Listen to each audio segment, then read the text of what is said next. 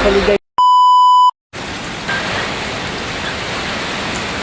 yo guys, so sisimula na yung ano guys, yung ulan tsaka yung hangin ano. At ayun, tamang masid lang po kami guys sa aming bahay kasi hindi natin alam sa ano pang pwedeng mangyari no, o humina yung hangin o lumakas ng ulan. At kailangan po natin bantayan ano, kasi alam natin na pag lumakas pa ay nako, sabi na po. Kaya bantay-bantay lang tayo at mag-iingat po tayo mga kaibigan no. Yung ating pamilya mga kaibigan ay safety natin no?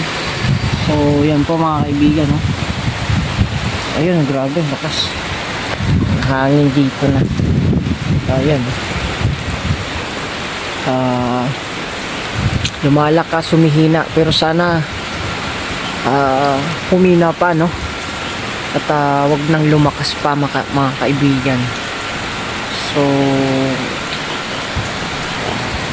kanina pa ako nagmamasid at yun, baka may mga kahoy-kahoy pa lumipad dyan sa ating bubong ano. At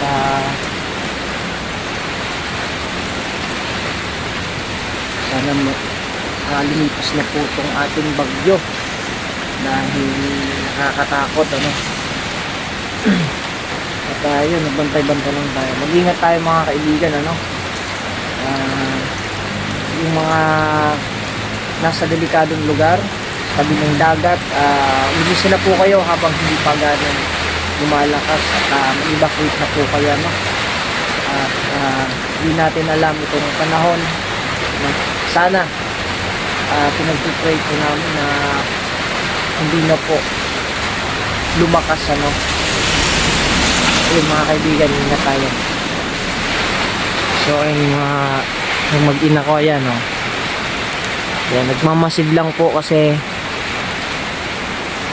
if ever po na lumakas ay pinayagan naman po kami na lumipat sa kabila ano, pero sana wag naman po.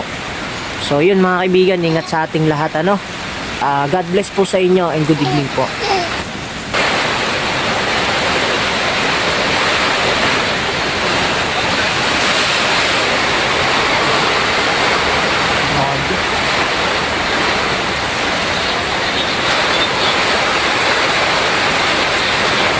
Actually guys, yung isang puno pa lang yung pinaputol ko kanina kasi yung isa po guys sobrang laki na ano, senso na po yung kailangan. At sana po pinag-pray ko po na sana wag nang lumakas yung hangin no? At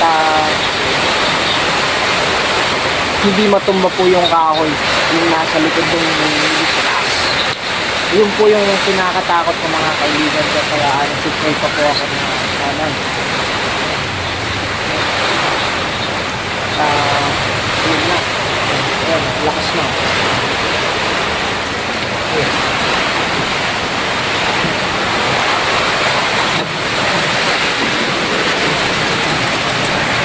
Yan.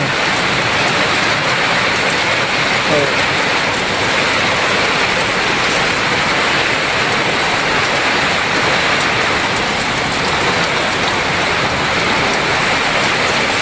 Grabe.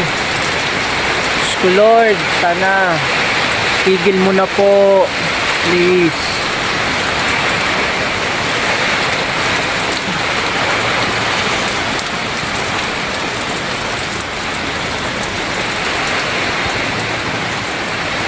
Sobrang lakas guys,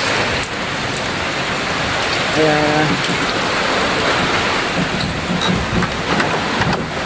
nakamasid lang po ako. Palagi kong tumitingnan guys. Ayan.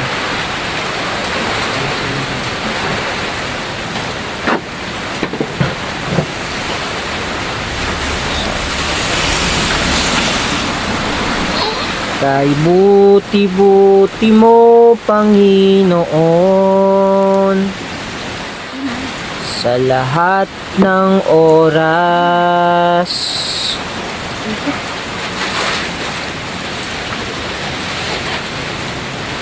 Buti-buti mo, Panginoon. Sing na. Sa lahat ng oras. Sing.